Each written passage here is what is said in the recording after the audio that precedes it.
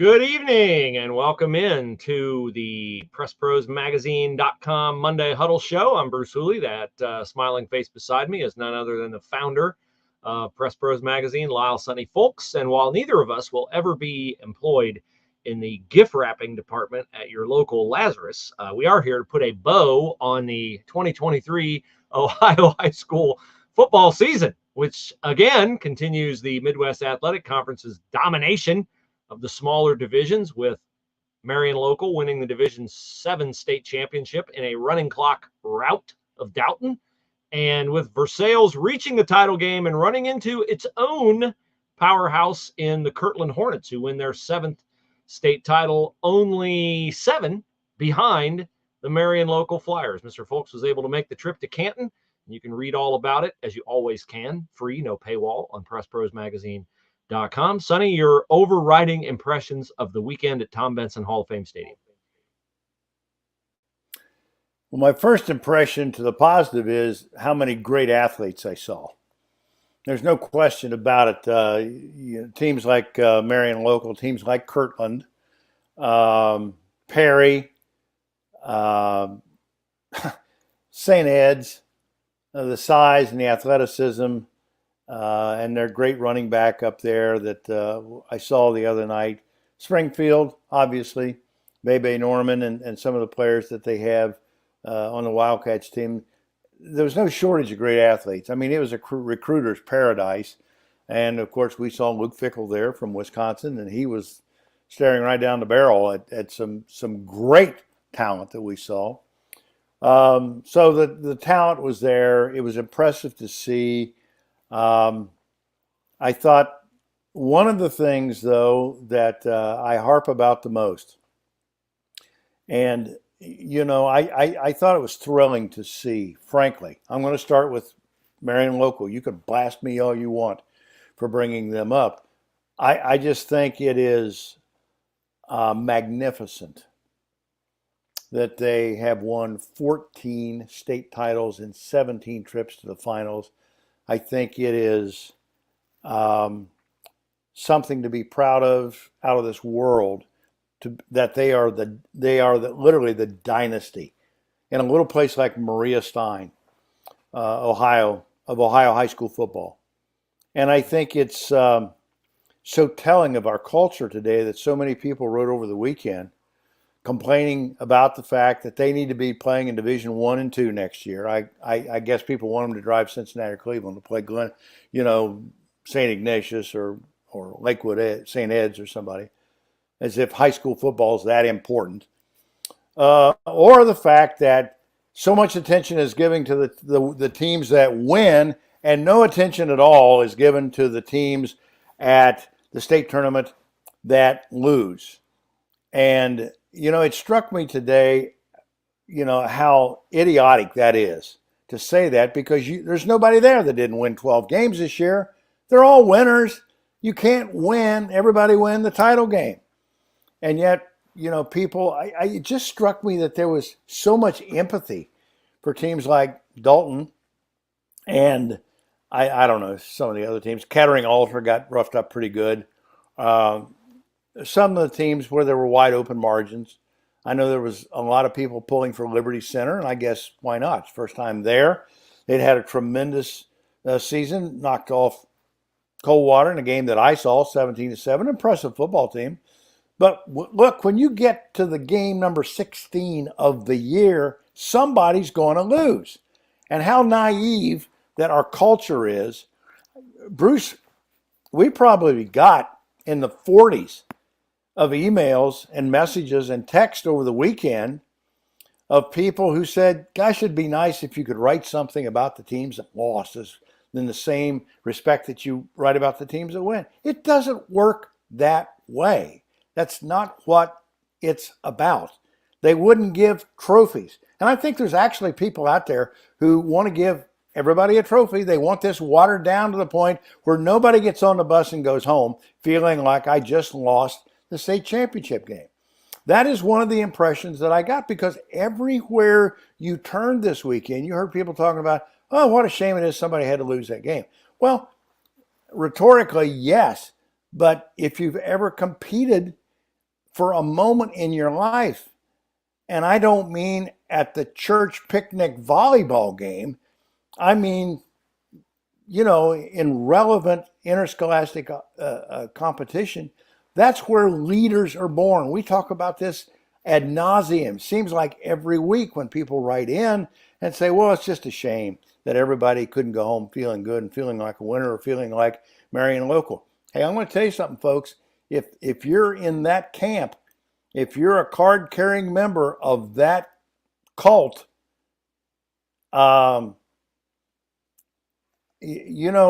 where the leaders, that's where the people who are daring to create and make opportunities for themselves and other people come from. Those are risk takers. Those people work harder, study harder, risk more than the people who don't go home winners. And I thank God that we have coaches and communities and school systems and administration that say this is our standard and we're proud of this and we're not going to water it down and we're not going to back down to cultural pressure today for say, well, so-and-so deserves recognition because, they got there.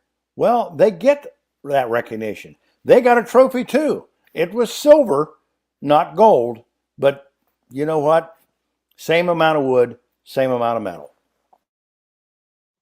Well, and we celebrate excellence at PressProsMagazine.com because that's where the audience is, and we are a business. And the other factor that people may not consider is that when you get handled the way Dalton got handled, it's not a commentary on Dalton's season. They had a great season. They won their state semifinal 55-7.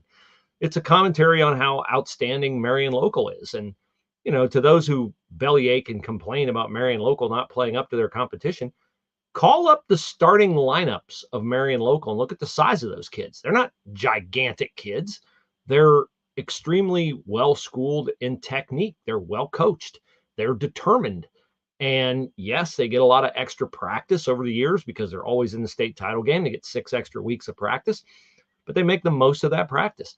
And, and the other part of it is when you get beat like Marion Local beat Dalton, or even like Kirtland beat Versailles, which was a 32-15 final, and Versailles would have had to do, I think Versailles, the Tiger fans can know that they would have had to do everything to their absolute best they've done it all year to win that game. If they jump on both fumbles in the end zone that Kirtland recovered for touchdowns, and by the way, when's the OHSAA going to correct that antiquated rule that the offense can advance the ball on a fumble? That's just stupid. Get with the times. But I think Versailles knows they got beat by a better team in Kirtland. Kirtland's the same way. Kirtland is a tremendous football program. The Versailles kids, the Dalton kids, the Watterson kids, the Kettering Alter kids, they don't want to talk a lot after they get beat. So, you get on people, oh, you didn't write anything about the losing team. Well, the losing team wants to get on the bus and get out of Dodge, particularly when they get beat bad. So you either write a maudlin, oh, we had a great year and I wouldn't trade this team for anybody and all that kind of stuff. But if you're looking for like detailed conversations on X's and O's and why did things go wrong, that's really pouring salt in the wound to ask those questions of a team like Dalton after a game like we had to start the day on Saturday. I can't say this about every team because I wasn't that close in coverage to every game there. But I do want to say this about the Versailles kids. Seldom have I ever seen a group of kids take the disappointment of losing that football game Friday better and more responsibly, more adultly, more maturely than what the Versailles kids did. Now that hurt to get there, the kind of year they had. And I really did give them a 50-50 chance going in because I believed that Mike Osborne, who, by the way, is today announced as the Division VI Offensive Player of the Year, and deservedly so, because I'm sure, without a question, without a doubt, that he's the best athlete that Kirtland saw all year. And what he endured Friday, he took a beating. I mean, they were on him like white on rice. And every time he touched the ball, he took a hit. Plus the fact he played free safety on defense. And He played center field, and he made a lot of tackles. I don't know how many, but he made a lot of tackles. But the Versailles kids are were a wonderful reflection of the school, of the community, of their parents, of the adult leadership within that community. They know that there's a chance when you play that you're going to win. There's also a chance you're going to win, or you're not going to win. And here's how you handle it. And I thought their comportment was outstanding, a reflection of Ryan Jones. Ryan didn't have a whole lot to say after the game. And but I'll tell you this, he's a competitor. He's a competitor. He hated to lose that game as much as what his kids did. And he handled that well. You and I have talked to him many times. And, like other coaches that you talk to, you better give them a little leash when they don't win, because they're going to need a little bit more space than the winning coach. But still, I was so impressed by just how, I don't even call it sportsmanship.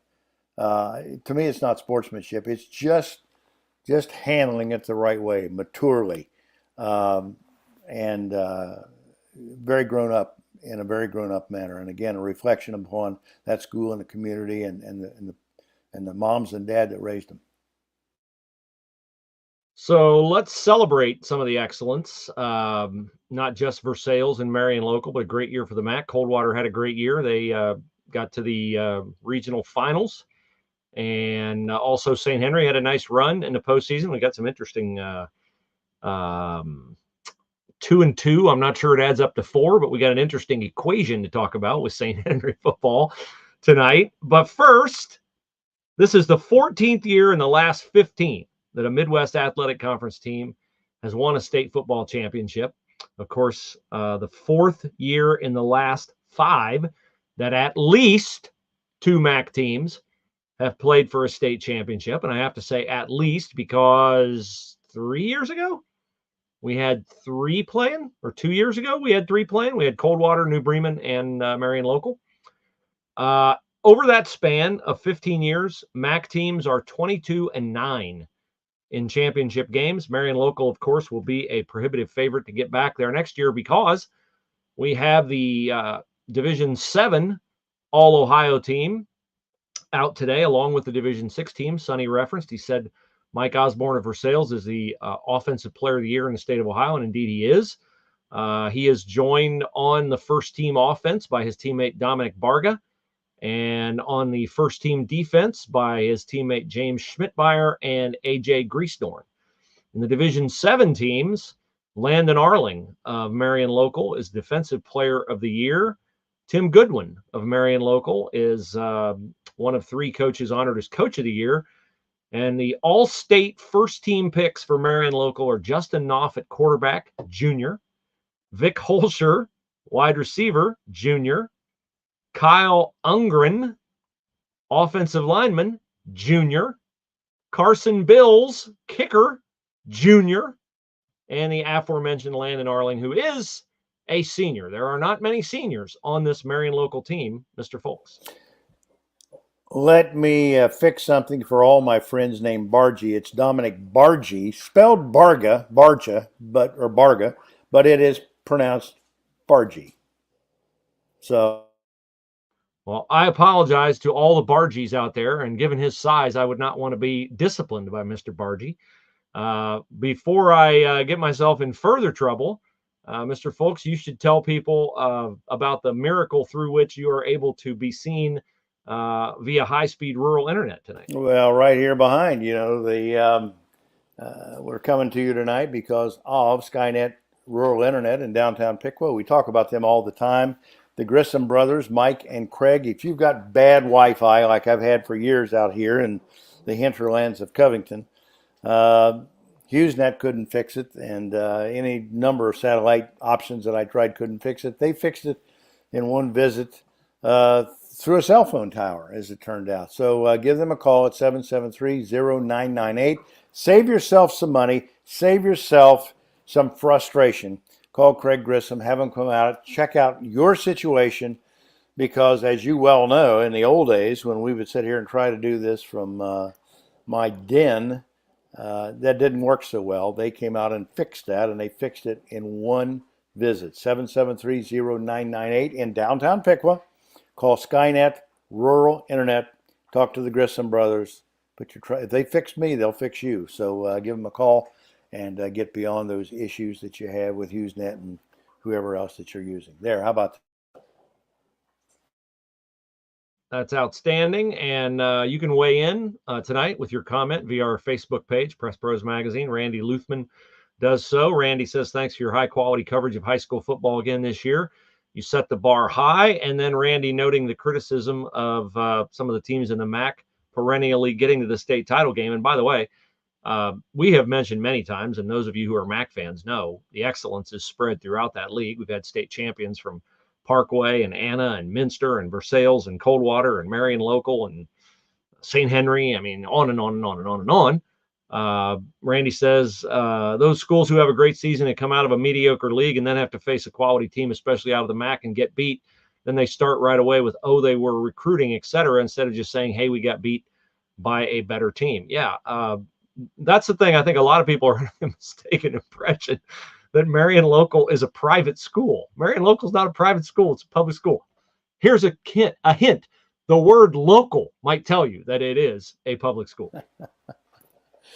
Well, you know what? I've answered that question so many times. How about all those private schools? St. Henry, because it has the sound of a parochial school, but St. Henry is the name of the town. It has nothing to do with the school. It's St. Henry High School in St. Henry, Ohio. Delphos St. John is the only parochial school in that mix of Midwest Athletic Conference schools and teams. The rest of them are all public schools. Coldwater, Catholic community, but I mean they are an open private school or open public school. Marion Local, Versailles, predominantly I think a Catholic community. I think you'd say that, but still Versailles High School is a public school. So I heard that in Canton this week, and people ask, hey, look, you cover the MAC all the time. Tell us about these schools. What are these schools like? They're just like your school. They're just like your school. They got yellow buses, and they'll pick you up in the morning and drop you off in the afternoon. They're just like your school.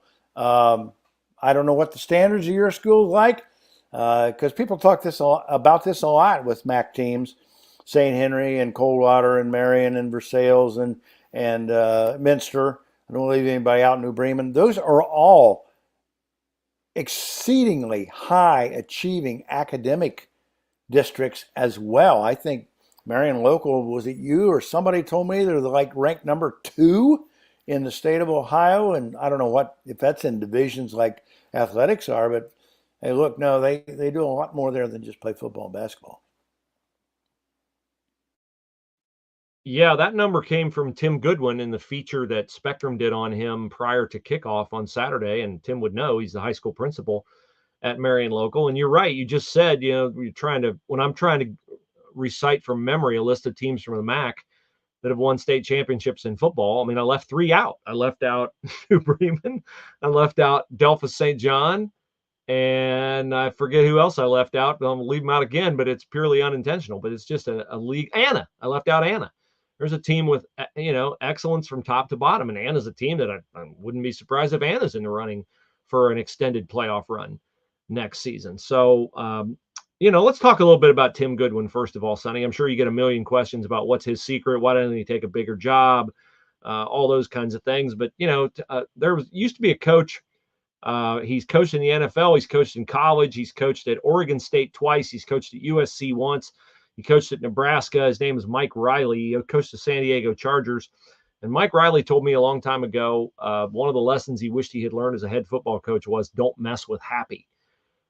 Tim Goodwin is not going to mess with Happy. He's had opportunities to leave. Massillon won the state title with Nate Moore, who, by the way, I didn't know, Nate Moore used to be at Minster? Yes, Nate Moore was at Minster before Garen Stokes came there. And, he went from there, I think, to Cincinnati and took a job in LaSalle, I believe, for a year or two, and then left LaSalle and went to Stark County and became the coach at Massillon Washington High School. And, yes, you're absolutely right. Good for you. Well, I will say this about Nate Moore. Don't know the man, but I'm certainly glad for him that he won the first state championship on the field in Massillon history, because had his decision to fake a punt in his own territory with 8 minutes left in a game he led 7-2 gone south and had Hoban taken that in for a touchdown, there would have been for sale signs in Nate Moore's yard before he got home from Tom Benson Hall of Fame Stadium.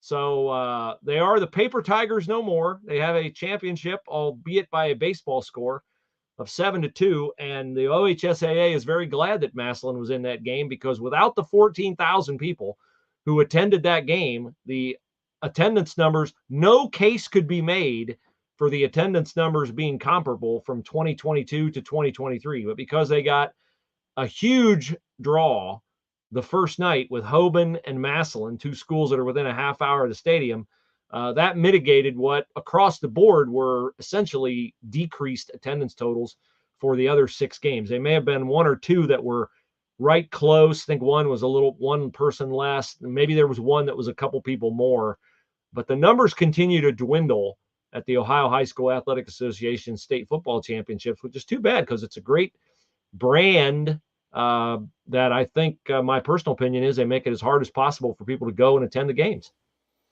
Yeah, I agree with you. It is, we talk to people all the time. I mean, that's what you do when you go cover something. You notice these things, and you ask people from other parts of the state, why are there so few people, from your community here? How big is your town? It's 5,000. How many do you expect here? Maybe 2,500, 3,000. How come not more? Well, it's expensive.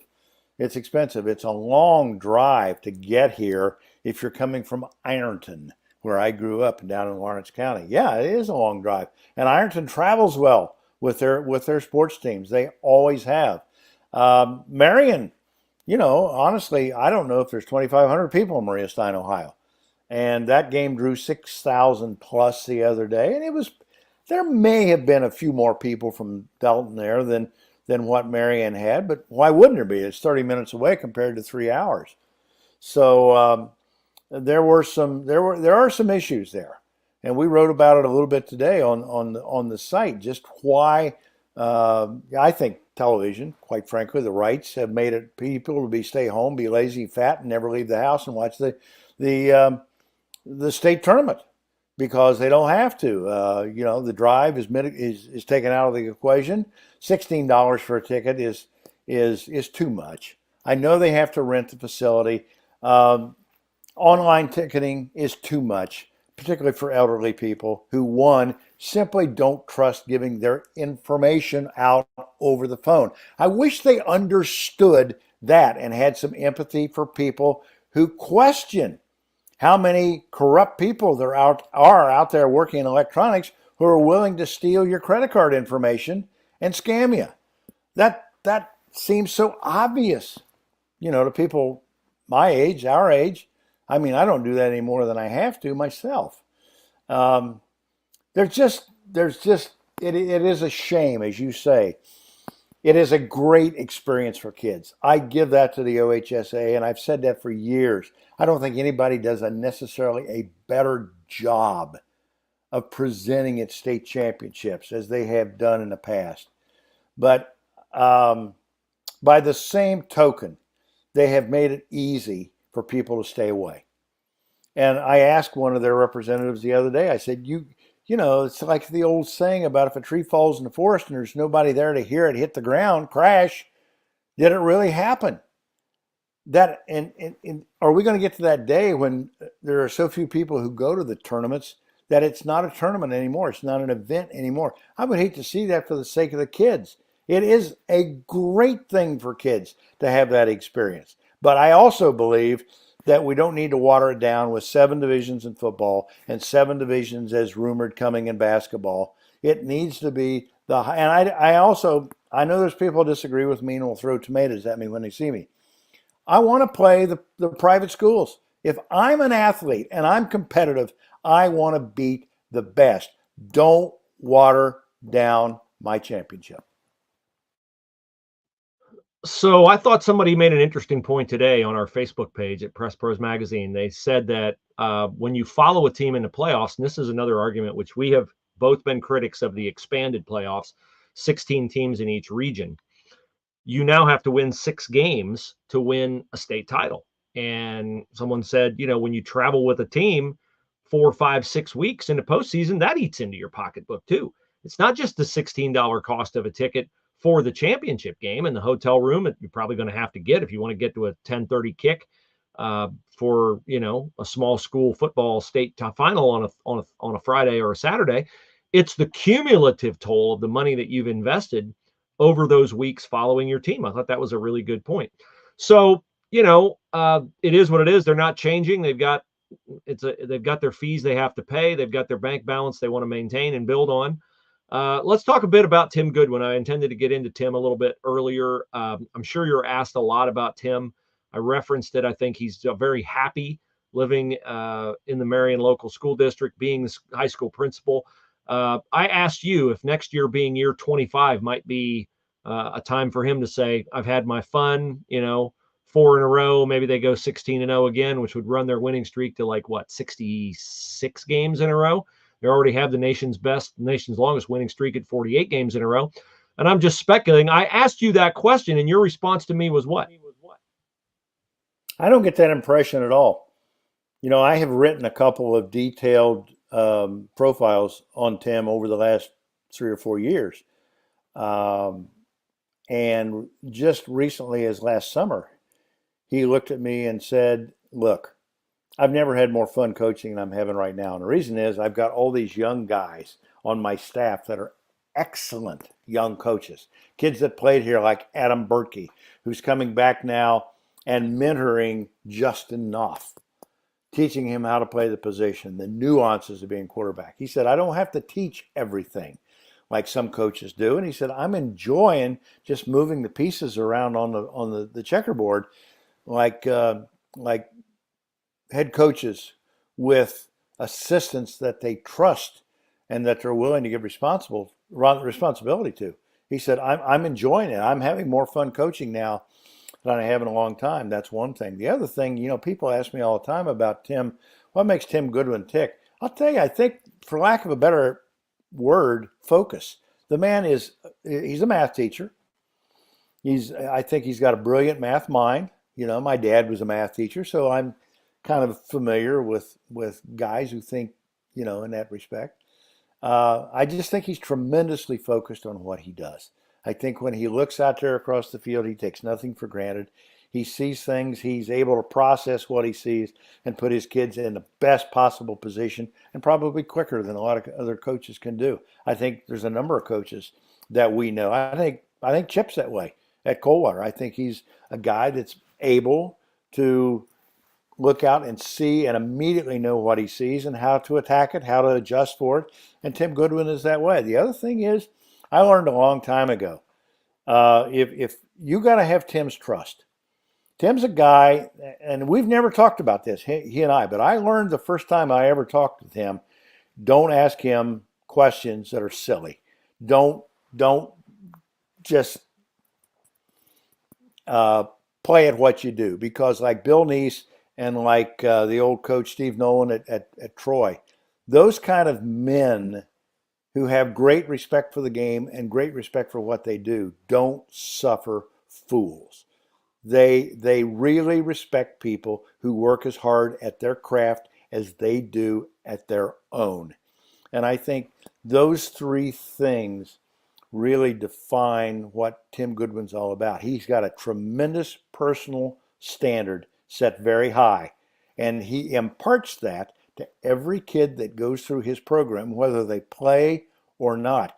That's what people should appreciate about Marion football, about Piqua football, about Coldwater football, about Milton Union football, Tip City football, all those places that have great coaches.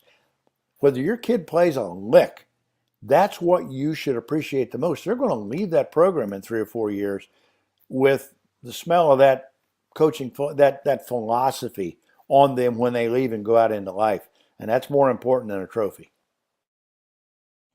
Yeah, there's a piece in our archives that I wrote a couple years ago from observing Pickwas players and how they reacted to Bill Neese after one of their playoff victories. And you could just tell the love, admiration, respect they had for Bill Neese. And that is, of course, very common across not just the sport of football and the teams that we cover, but volleyball and boys basketball, girls basketball, all across the board. You're very fortunate if you have a son or daughter who's coached by a great coach who really invests in them, because there unfortunately aren't enough of them to go around. Um, so in that vein, I promised you St. Henry fans a little 2 plus 2. I'm not sure it equals 4. You want me to get into this? Shake your head yes or no. I know where you're going with this. The coach at Worthington Christian resigned this week, and of course Jeff Hardings was a great athlete at St. Henry. Went there, played for Tim Beckman, and then went on to college, and then into the NFL. Had a great career there. And as you say, 2 and 2 or 4, but it really doesn't mean anything until he shows an interest in taking another football coaching job. We don't know that, so it is. An irony, if you will, that while the position, Brad Luthman resigned last week as the coach at St. Henry, and the position is open, and it is an irony that one of the best players that ever played at St. Henry is suddenly resigned from his own position at Worthington Christian.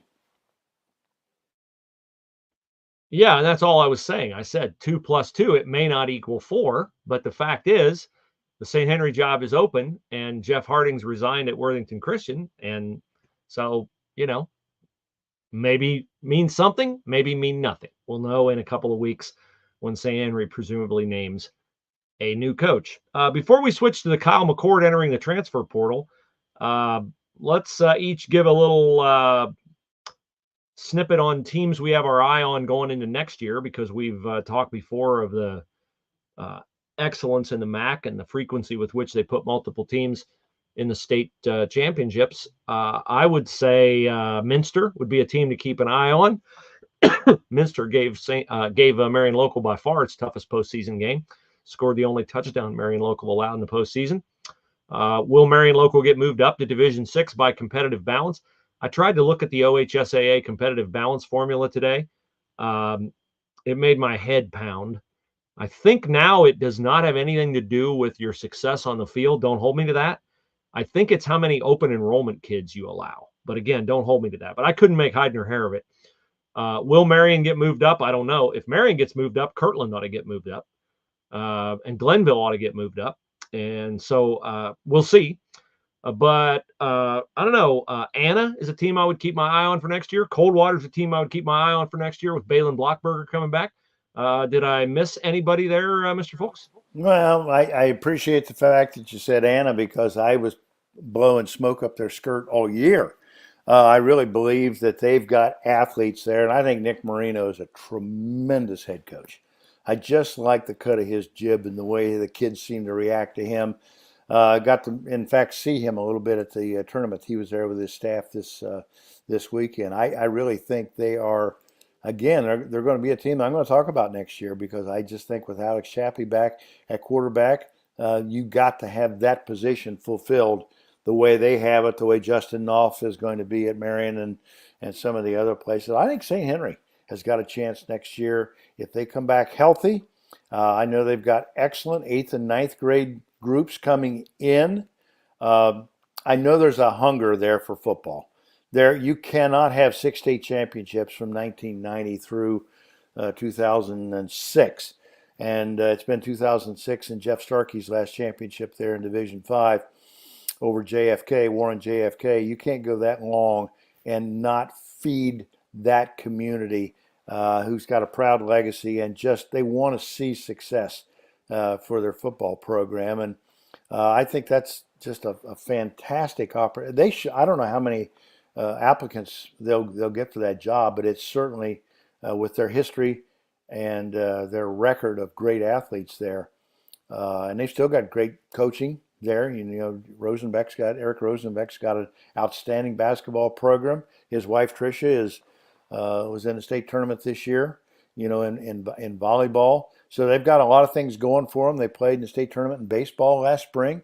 So, that's a great opportunity there. You mentioned Coldwater. I think they're going to be, I think Versailles. I think Ryan Jones has frankly, I know they're going to graduate some people there. Mike Osborne, you don't replace a Mike Osborne, but I know he's got a culture. And those little kids growing up are wanting to imitate and emulate the big kids that are graduating. So when you have that going for you, you've got success. And then Minster, as you mentioned, Brogan Steffi will be back next year, senior year. He's got all those skill position players. I thought they took steps in other areas this year, just besides just throwing the ball. And I think that Seth Whiting's going to have. I know some other coaches, when you ask them who's going to be tough next year, they don't automatically say Marion. They say Marion and Minster, because Minster's a handful now to go out and beat on Friday night.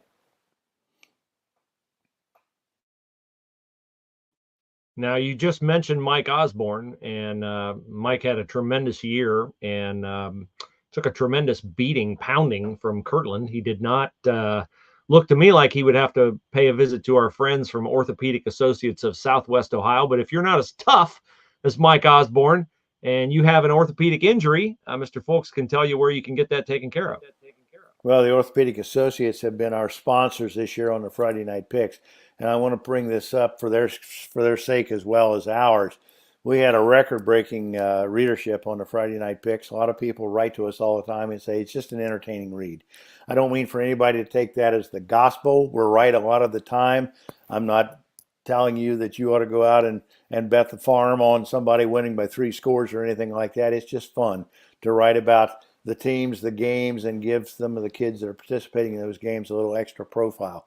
But we wouldn't have that if it wasn't for the Orthopedic Associates of Southwest Ohio. Summer Swift, their marketing director down there, and of course all the doctors that we get to know, and we've written about some of them here on the site. We certainly thank them. Their reputation from the Ohio River north to Lima and from the Indiana border over towards central Ohio is just sterling and outstanding, and they have a reputation for compassion and compassion and care across the entire orthopedic spectrum. So when you need them, they're there, and I would urge you to get that name written down someplace and maybe a phone number. They're right up here in Sydney, right up the road from us at Wilson Hospital. Orthopedic Associates of Southwest Ohio. And thank you again for your support, Summer, and all the doctors there and the people we've come to know for your support of what we do this year. Now, as I said earlier, you can submit your comment or your question on Facebook. Mr. Mendez wants to know if we are taking questions. It depends on what the question is. If it's a good question, we'll take it. If it's a profane question, probably not. So type it in and I'll check it out before I put it up on the board. Randy weighs in. He says they call Miami University the cradle of coaches, but look in our area around here. Tim Goodwin, Chip Otten, former coaches Skip, I think he misspelled that, Boffman, Al Hetrick, John Reed at Coldwater, Bill Neese, and many more. Yeah. Sonny, I know you know those guys better than I do. Well, I want to tell you something, Randy. You hit on something right there. All those guys were outstanding coaches. Bill Neese, by the way, is the N-E-E-S. I just saw him yesterday, had a nice conversation, a little visit with him, and I expect him to be back next year for another year at Piqua. They were 2-8 this year, and we were talking about coaches a little bit ago. About I guarantee you, Bill Neese is the same coach at 2-8 as he is at 8-2, or as he was in 2006 when he won it all with Brandon Sane and that great group of players he had then. He's going to come back from 2-8 next year, and he's going to give his kids the same solid fundamentals of competition football and life after football that he did when he has on his typical winning season. But Brandon, you make a very good point. All of those guys are Hall of Famers. They're absolutely. Skip Boffman, what he did at St. Mary's all those years. When you go up there and you mention football, Skip's the first name you hear. Al Hetrick and Versailles. I don't care how many games Ryan Jones win. It'll take him 35 years to get on the same wavelength mind set as people who still think of Coach Hetrick. and Mike Hetrick now, his son, who's at Brookville and having great success. So you bring up a very good point about this area being the cradle of coaches for football, as it is also for volleyball. All right. We end the show before we get to our Reader Speaks comments with to what degree would you say you were surprised by Kyle McCord jumping into the transfer portal on the first day he could do so? The Ohio State quarterback took 9 days of, I would say, largely undeserved blame for the loss to Michigan. The last interception, he was hit. I don't know how you expect him to not underthrow that ball when he got hit. And the first interception was a very bad interception, but he shouldn't have thrown it. But his receiver didn't help him. And I know it's blasphemous to say anything against the great Marvin Harrison Jr., but he quit on that route and he did not play defensive back, which you want your receivers to do when a cornerback breaks on the ball and gets inside leverage on you. So McCord, I think, took an outsized share of the blame for that loss. To me, a defense that gives up points on every possession Michigan has in the second half, and a defense that allows a 7-minute possession after Ohio State pulled within 3 with 8 minutes to go. I covered Ohio State back when defensive coordinators Luke Fickell and Jim Haycock could allow 3 points in a game and take criticism. I do not know how Jim Knowles gets paid $2.5 million as Ohio State's defensive coordinator and dances away from all criticism, and all of it lands on Ryan Day and Kyle McCord. So I think Kyle McCord will be a good college quarterback somewhere next year and perhaps even the year after, because he has 2 years of eligibility remaining. So I would say my degree of surprise at him being in the portal as early as he is was at about 75%. I did not think he would jump that quickly. I thought he'd play the bowl game. And I do believe Ryan Day knew he was entering the portal before Day did not give him a vote of confidence on Sunday afternoon when Ohio State found out it would be playing Missouri in the Cotton Bowl. Let me say this about Kyle McCord first and foremost. He had the poor luck, the ill luck of trying to follow 3 fantastically gifted athletic quarterbacks. I think he throws the ball very well. I don't think there's any issues here with him of understanding what he sees when he looks out over the defense. But he is not the kind of athlete, certainly, that Justin Fields was, or C.J. Stroud was, or Dwayne Haskins was. He's just not that kind of guy who can create with his feet the way McCarthy does at Michigan, or other quarterbacks, Penix, and some of those people around the country. He's not that kind of a guy. He's more of like, if you want to compare him, he reminds me of the days of Art Schlichter and Greg Hare and people like that, who, as long as you protect him and let him set up back there 10 yards deep and throw the ball downfield, he can do that very well. I'm not surprised that, quite frankly, he left, because I think he knew the handwriting was on the wall. That, one, I don't think he ever felt comfortable this year. I never really felt like Ryan Day said, "This is my guy." He never impressed me as saying, "This guy is untouchable in this position." Meaning, we're not going to recruit over him. We're not going to try to bring somebody in here next year who can immediately take his job away. I think he knew that. And I think that he, honestly, because of the criticism and the questions that are written every week about Ohio State football, felt largely unappreciated for 3,000 yards passing and 25, 26 touchdowns and only 6 interceptions. Those are outstanding numbers by any other comparison across the country. That's not good enough at Ohio State. And of course, when you don't beat Michigan and you don't make that Final Four, that silliness that we saw play out over the weekend, which nobody can explain, I'm not surprised. Here's a guy who is very confident, I'm sure, in his own ability. And don't give me, if he was that confident, he would stay and compete. No, it's not. They're 2 different things. Honestly, I've been in enough of a competitive situation where you have to understand it's 2 different things. If you're confident or whether you're competitive, you can't be one without the other. But sometimes, it's hard to be both equally at the same time, or at least to convince people that you are. So I think he knew he was going to get competed over the job or the recruited over the top. And I think he just never felt like the job was going to be his, regardless of what kind of numbers he put up. As long as you don't beat Michigan and you can't, fulfill the expectations of Buckeye Nation, nothing is good enough.